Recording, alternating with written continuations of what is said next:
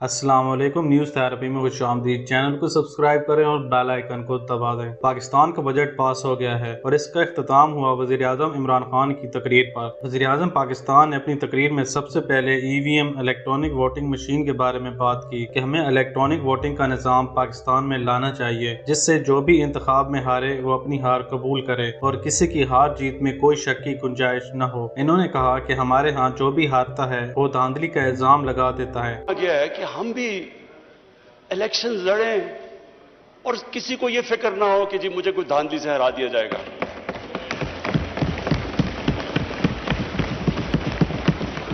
पहले दिन मैंने तकरीर करने की कोशिश की, ऑपोजिशन ने नहीं करने दी और उन्होंने क्या कहा? उन्होंने कहा जी इलेक्शन ठीक नहीं हुए। जब इलेक्शन ठीक नहीं हुए तो बताना था कि किस तरह ठीक नहीं हुए। जब ट्रंप ने कहा कि इलेक्शन ठीक नहीं हुए तो उनके मीडिया और पब्लिक ने कहा कि सबूत दो कि ठीक नहीं हुए।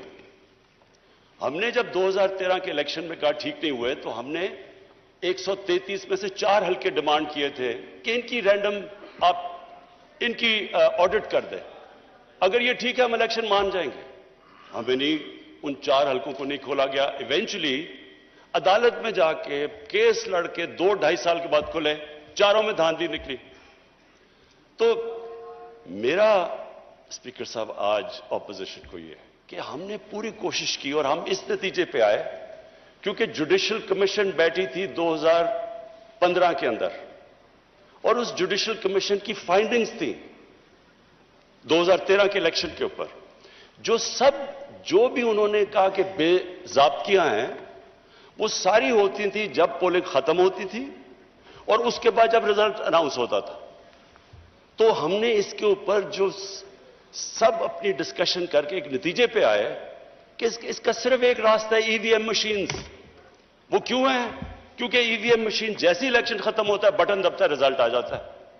तो वो जो सारा पीरियड है उसके बाद जिधर डबल स्टैंप्स होते हैं, जिधर वो थैलियां खुली होती हैं, वो जो सारी चीजें होती वो सारी चीजें खत्म हो जाती हैं अगर आप इलेक्शन खत्म होते साथ ही रिजल्ट आए और फिर पेपर ट्रेल हो कि जो भी क्वेश्चन करना चाहे तो उसके पास मौका हो वो जाके क्वेश्चन कर। लेकिन अपोजिशन का इलेक्ट्रॉनिक वोटिंग के निज़ाम पर आमादा होना मुश्किल है। जैसे वो सेनेट के इंतखाबात में भी शो ऑफ हैंड्स के बजाय सीक्रेट बैलेटिंग के हक में बात करते थे, क्योंकि अपोजिशन को भी पता था कि शो ऑफ हैंड्स में पता चल जाता है कि कौन आपके साथ है और कौन आपके खिलाफ, और इस तरीके में सेनेटर्स को खरीदना नामुमकिन होता है। तो यहाँ भी मुश्किल है कि वो इलेक्ट्रॉनिक वोटिंग को सपोर्ट करें, क्योंकि इलेक्ट्रॉनिक वोटिंग में धांधली के इम्कानात बहुत कम होते हैं। इसके बाद टैक्स के मामले पर वज़ीर आज़म ने कहा कि दुनिया से कर्जा मांगना पड़ता है और जिस मुल्क का हुक्मरान दुनिया से हर वक्त कर्जा मांगे तो उस हुक्मरान और उसके मुल्क की क्या हैसियत होगी। पाकिस्तान का शुमार उन ममालिक में होता है जो सबसे ज्यादा खैरात देते हैं, लेकिन जब टैक्स देने की बात आती है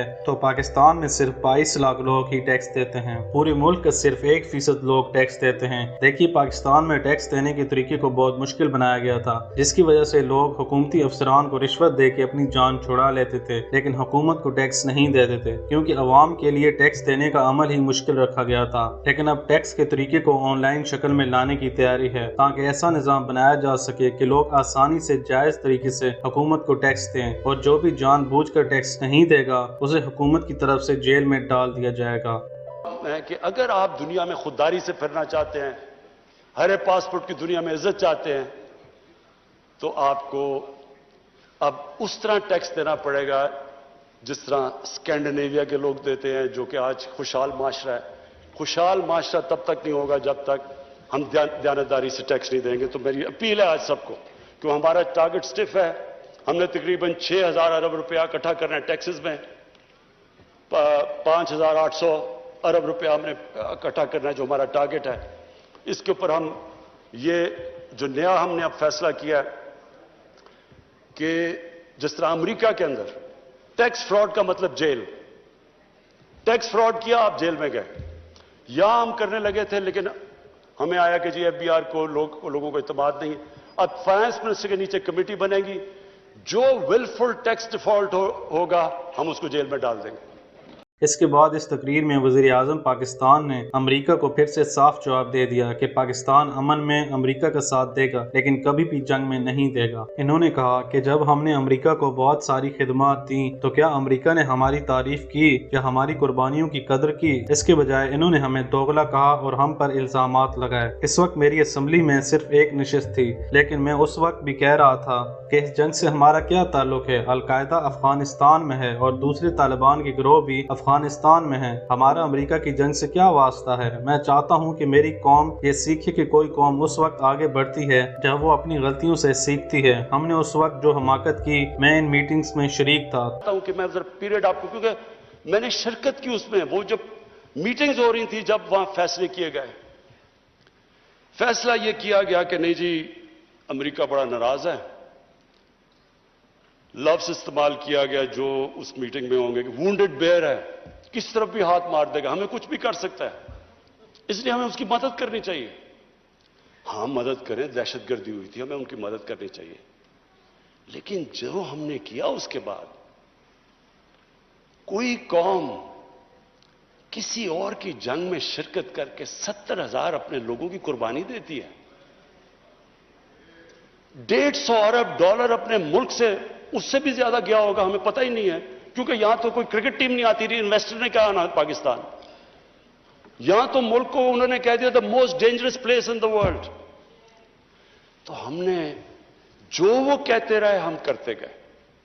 ایک ٹامی فرینک تب فیصلہ کیا گیا تھا کہ امریکہ بڑا ناراض ہے، اس کے لیے زخمی ریچھ کا لفظ استعمال کیا گیا تھا کہ کہیں بھی ہاتھ مار دے گا، لہٰذا ہمیں اس کی مدد کرنی چاہیے۔ اس کے بعد جب میں نے حقائق بیان کیے تو مجھے طالبان خان کہا گیا، اور آج امریکہ بھی تسلیم کر رہا ہے کہ وہ وہاں ناکام ہوا ہے۔ اس کے بعد مزید انہوں نے کہا کہ میں نے اس سے زیادہ توہین کبھی محسوس نہیں کی تھی جب پاکستان نے دہشت گردی کے خلاف امریکہ کی جنگ میں شامل ہونے کا فیصلہ کیا تھا۔ وزیر اعظم نے کہا کہ غیرت کے بغیر نہ کوئی انسان کام کرتا ہے اور نہ کوئی ملک اٹھتا ہے۔ غیرت کے بارے میں شاعر مشرق فرماتے ہیں کہ غیرت ہے جب چیز جہانے تگ و دو میں، غیرت ہے جب چیز جہانے تگ و دو میں، پہناتی ہے درویش کو تاج سرے دارا۔ مطلب غیرت ایسی چیز ہے اس دنیا میں کہ درویش، فقیر یا غلام کو بھی بادشاہ کا تاج پہنا دیتی ہے۔ تو ہماری قومی غیرت ختم ہو گئی تھی، اور بے غیرت نہ تو انسان کی کوئی عزت ہوتی ہے اور نہ ہی قوم کی، اور نہ ہی بے غیرت انسان یا قوم دنیا میں کامیاب ہو سکتے ہیں۔ اس کے بعد وزیر اعظم نے کہا کہ لندن میں ہمارا ایک دہشت گرد 30 سال سے بیٹھا ہوا ہے، کیا برطانیہ ہمیں اجازت دے گا کہ ہم اسے ڈرون حملے میں مار دیں؟ یہاں الطاف حسین کا ذکر کر رہے ہیں تو ہمارے ملک میں ہمارے لوگوں کو غیر ملکی آ کر ڈرون حملوں میں کیوں ماریں؟ پھر انہوں نے ماضی کا حوالہ دیتے ہوئے کہا کہ پیپلز پارٹی کے دور میں امریکہ کو کہا جاتا تھا کہ آپ حملے کرتے رہیں، ہم مذمت کرتے رہیں گے، یہ کہاں کی عقل مندی تھی؟ پھر وزیر اعظم نے کہا کہ ہم افغانستان میں کسی سیاسی پارٹی کی حمایت نہیں کرتے اور نہ ہی ہم کسی گروہ کو سپورٹ کرتے ہیں، ہم صرف یہ چاہتے ہیں کہ افغانستان کی عوام جس کو بھی قبول کرے وہ وہاں حکمرانی کرے، اور پاکستان ان کو سپورٹ کرے گا۔ ہمارے افغانستان میں کوئی مفادات نہیں ہیں، ہم چاہتے ہیں کہ افغانستان میں امن ہو تاکہ باہمی تجارت ہو سکے اور پورے خطے کو اس کا فائدہ ہو۔ اگر آپ کو ہماری یہ ویڈیو اچھی لگی ہو تو اسے لائک اور چینل کو سبسکرائب کر دیجیے، اور کمنٹ سیکشن میں اپنی رائے کا اظہار ضرور کیجیے۔